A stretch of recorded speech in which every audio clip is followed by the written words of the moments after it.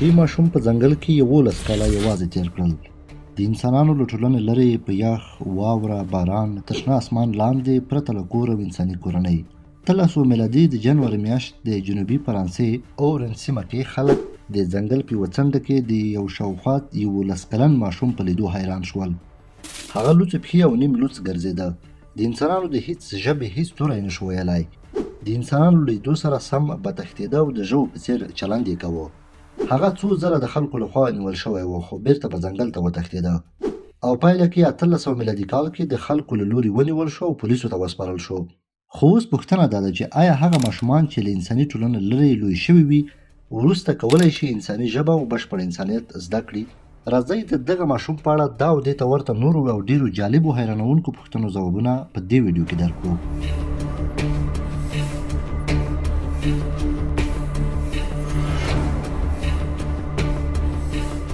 ویکټور هغه هلک و چې 1800 میلادي کال کې د فرانسې په ایورین غرنۍ سیمه کې په ځنګل کې وموندل شو. خلکو ولیدل چې هغه د یخ او ګرم توپیر نشي کولای. د خوړو ټاکلی نظم یې نه درلود. د نورو حیواناتو غږونو ته یې ژر غبرګون ښود او انسانانو له تماس سره ناشنا و. ټول پر دې باوري شول چې دا یو بېل شوی ماشوم دی. خو مهمه ده چې باید پوه شو چې څنګه یو ماشوم په ځنګل کې. باوري خبر دا دی چې دا ماشوم په ځنګل کې د خپلې کورنۍ څخه ورک شوی و او ځنګلي شو. ویکټور چې کلونه یې په ځنګل کې یوازې تیر کړي وو، د هغه کیسه په چټکۍ سره پاریس ته ورسېده.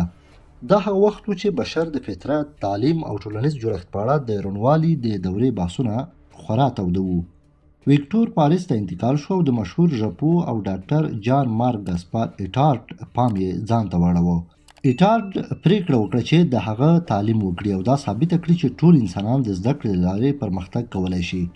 هلک ته یې د ویکټور نوم ورکړ، د بري، مقاومت او د ژوند د جګړې نوم.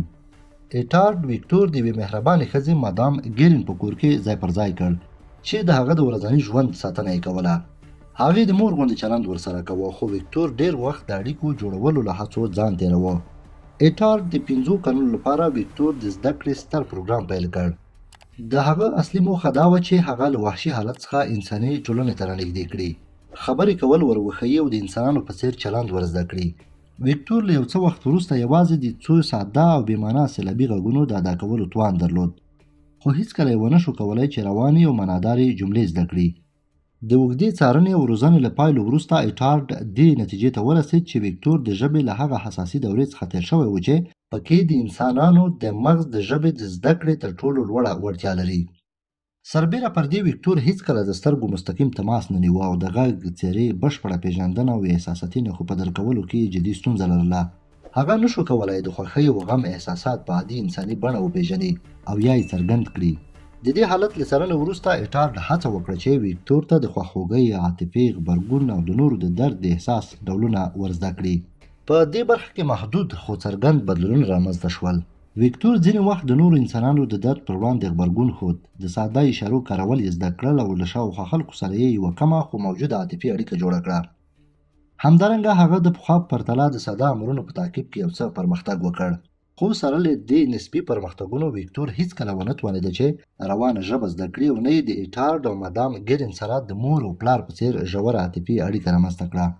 دا حالت ښیي چې د انساني ژبې او ژورو عاطفي اړیکو بنسټیز مهارتونه باید د ماشومتوب په لومړیو پړاوونو کې وده وکړي، که نه نو وروسته یې بشپړه ترلاسه کول خورا ستونزمن کیږي.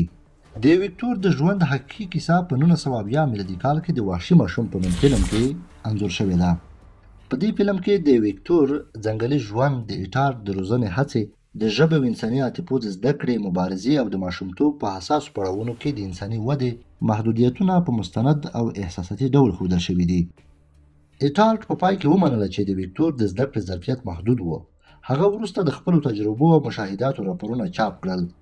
ویکټور بیا د مادام ګیرین تر پاملرنې لاندې پاتې شو او په 1828 میلادي کال کې په شاوخوا 40 کلنۍ کې مړ شو.